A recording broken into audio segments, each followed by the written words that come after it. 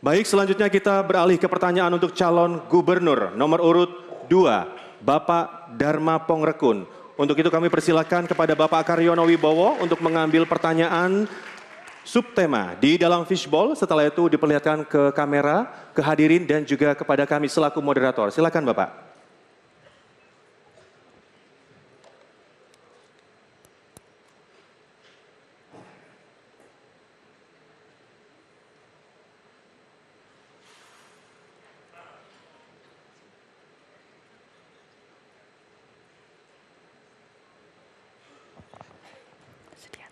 Dan subtemanya adalah ketersediaan air bersih.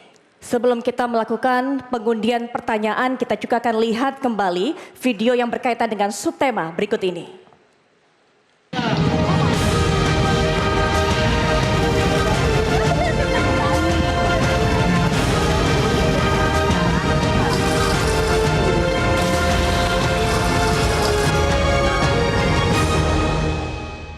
Air pumpnya biar lancar, ya kan air pumpnya kadang-kadang ntar nyala, ntar waktunya sholat nggak nyala.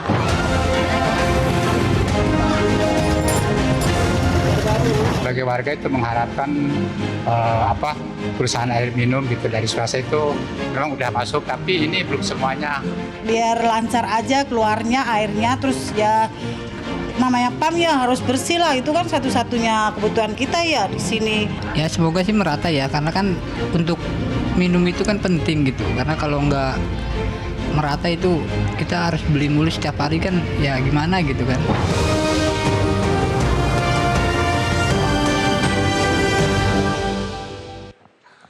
Dan selanjutnya kami persilakan kepada Bapak Arisman untuk mengambil undian daftar pertanyaan di dalam fishbowl dan kemudian diperlihatkan ke kamera, ke hadirin dan juga kepada kami selaku moderator.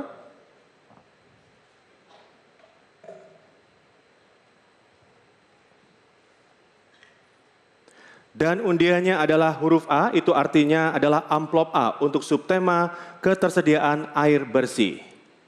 Saya akan ambil amplopnya, kita bisa lihat bersama.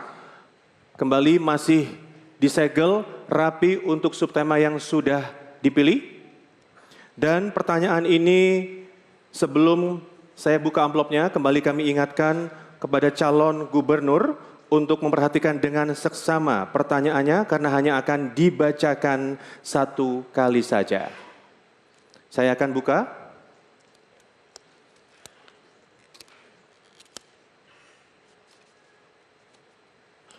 Dan pertanyaan ini untuk calon gubernur nomor urut 2, Bapak Dharma Pongrekun.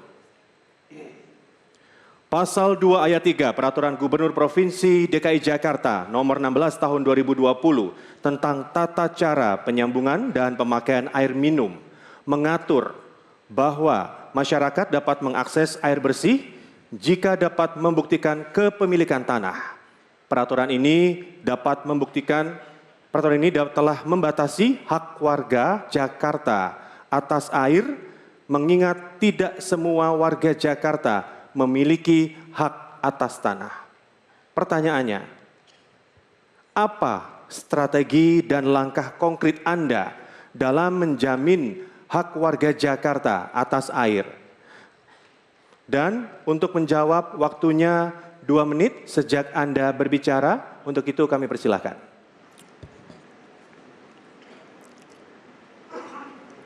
Minggu pertama di saat nanti kami menjabat, yang pertama kami akan lakukan normalisasi di 13 sungai yang ada, lalu melakukan naturalisasi, melakukan hutan di setiap pinggir kali agar supaya semua 13 sungai tersebut layak untuk dikonsumsi.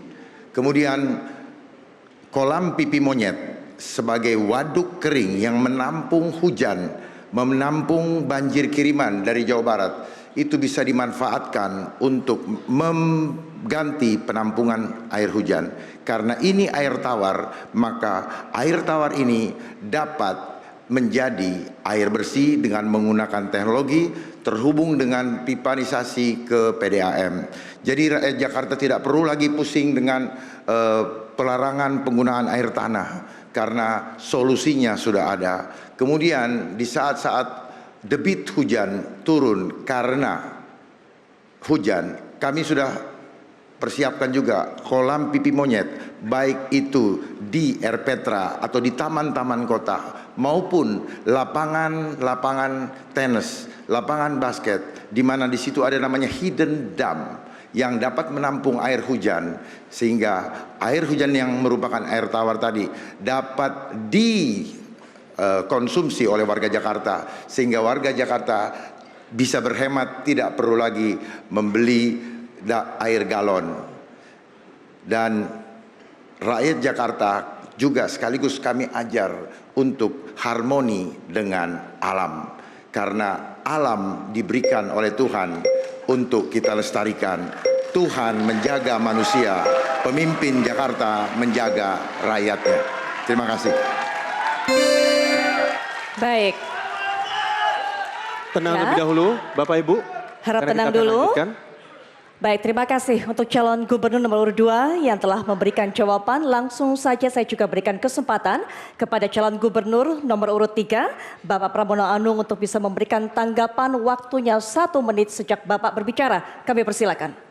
Perluasan jangkauan pipanisasi menjadi sangat penting sekali.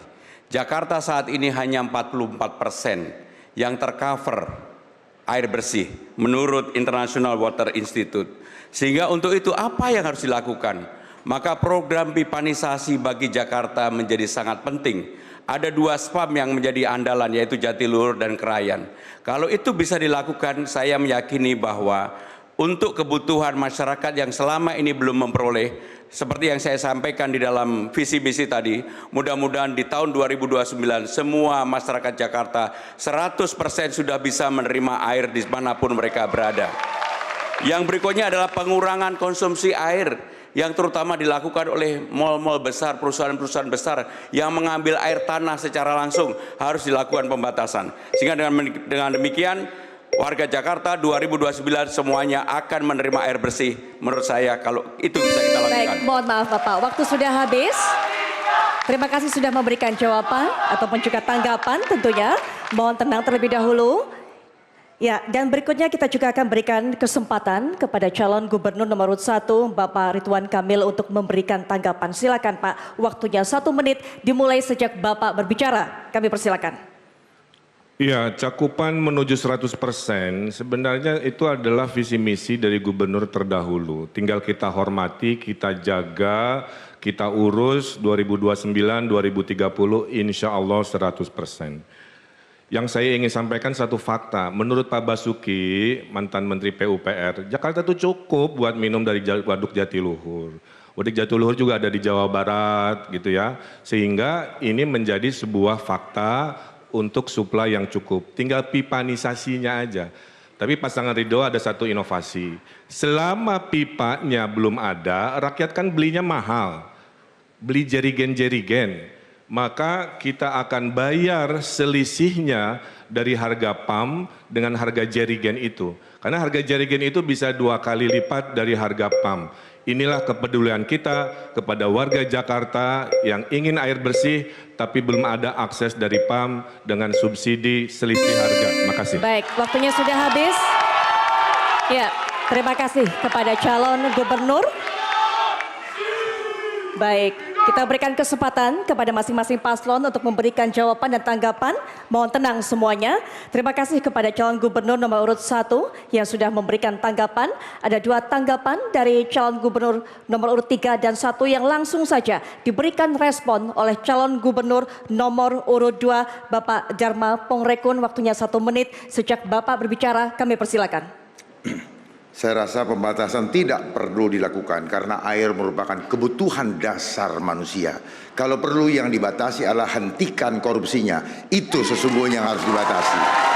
Kalau korupsi tidak ada, rakyat Jakarta tidak perlu membeli air galon. Karena sebenarnya PDAM mampu menyiapkan teknologi itu. Hanya persoalannya apakah ada goodwill, ada political will di situ. Waspada dengan permainan revolusi industri. Bapak. Kemudian Sebenarnya kalau kita tahu cara mengatasinya, sudah ada 2 waduk di Sukamahi dan juga Waduk Ciawi. Itu bisa kita manfaatkan untuk menampung banjir kiriman. Mulai sekarang saya mengajak, mari kita tidak menganggap banjir itu musibah, tapi mari kita menganggap banjir itu adalah rezeki dari Tuhan, sehingga sikap alam terhadap kita kepada alam akan menentukan Baik, hasilnya. waktu sudah habis, Bapak mohon maaf. Kita berikan aplaus tentunya untuk calon gubernur nomor 2 yang sudah memberikan jawaban. Baik, boleh kita berikan apresiasi sekali lagi untuk seluruh para calon gubernur DKI Jakarta. Silakan berikan apresiasi. Baik, cukup Bapak Ibu. Kita akan lanjutkan kembali. Terima kasih. Jelajahi cara baru mendapatkan informasi. Download Metro TV Extend sekarang.